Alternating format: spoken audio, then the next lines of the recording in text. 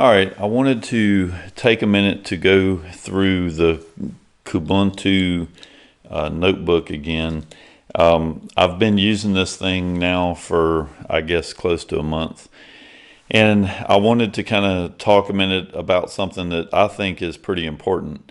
And that is the computer is not built by these guys. It's actually an aftermarket computer that's used by System 76 and also by Kubuntu people to build up this notebook. Now, the Kubuntu uses KDE and the System 76 uses GNOME. And you can have your opinion of the two of them, but I greatly prefer KDE. So the one thing that has turned out to be a good thing is that Kubuntu, because it came with KDE pre-installed, I was able to kind of get into it where I haven't used it in quite a while. So the KDE environment just makes a lot more sense to me. I greatly prefer it over GNOME. GNOME works; it's stable. It does what it does, but it's just I don't like the way they organize the applications and all that kind of stuff. It gets very irritating trying to find things where everything in KDE is all organized and nicely set up. So the environment, the desktop that I'm using on the Kubuntu is superior to the GNOME stuff that I'm using on System 76. Now, System 76 has come out with, or they're coming out with a new version of their operating system that actually kind of does a little bit of KDE kind of thing to the GNOME desktop, but they're still using GNOME, and I just don't. Now that I'm in KDE, I don't want to go back. So the one thing that I did do on my System 76 notebook, though, is I went in and loaded KDE for the desktop so that I'm not actually using GNOME anymore. So that takes care of that problem. It really isn't an issue. It's not that big of an issue. But there's one huge major problem with the two or with the Kubuntu that I wanted to make sure that everybody's aware of. And that is that when you purchase a notebook from System 76, they actually have awesome technical support. They stand behind their product. They stand behind the operating system changes that they make. They have people there that know about the kernel, about pretty much every aspect of how that computer is going to operate under Linux. And as a result, your experience with the System 76 is far superior to what you get with Kubuntu.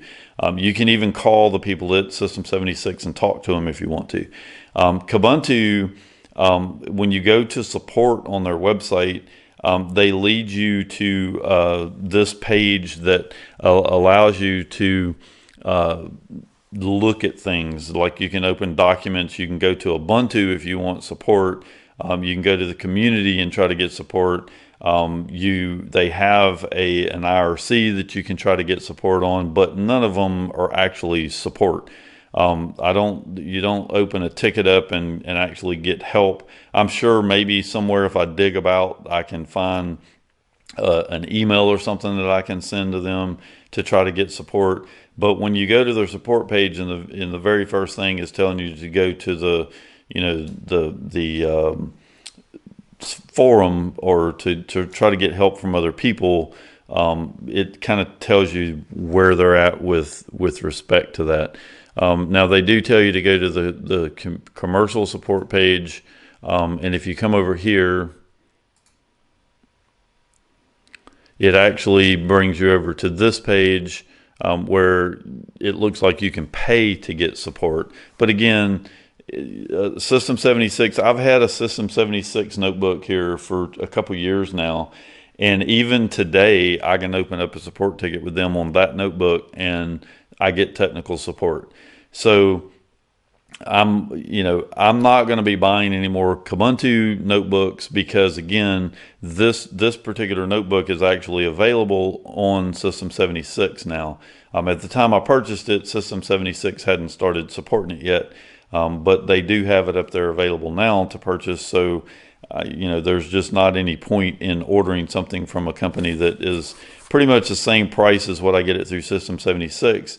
But again, you get better support over there. So I love the notebook. Now, I will tell you, having the USB-C on the back of the notebook is a huge disadvantage.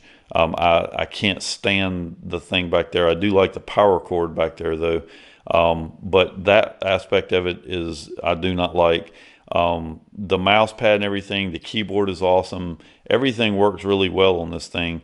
But having the USB-C on the back, only having one USB-C, and then having the micro SD card instead of the full SD card, those are some disadvantages to this notebook over the earlier version of the computer.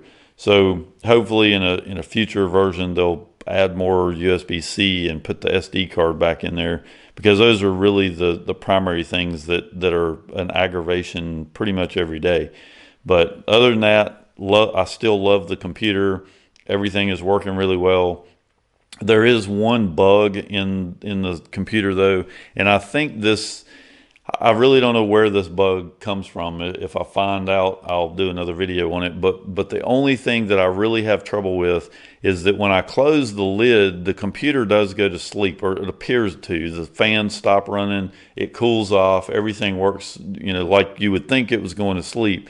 But the battery only lasts, when it's asleep, it only lasts about 24 hours, which means it really isn't going to sleep. It's sitting there chewing up the battery pretty good to run the battery dead in that short period of time. So I'm still looking into what is going on with that.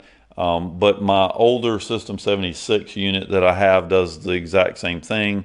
So I don't know what's happening with the sleep process, but I'm still looking into that to see if I can find a solution. But I'm about to order another one of these computers, but I'm pretty certain it's going to be getting ordered from System 76 instead of Kubuntu.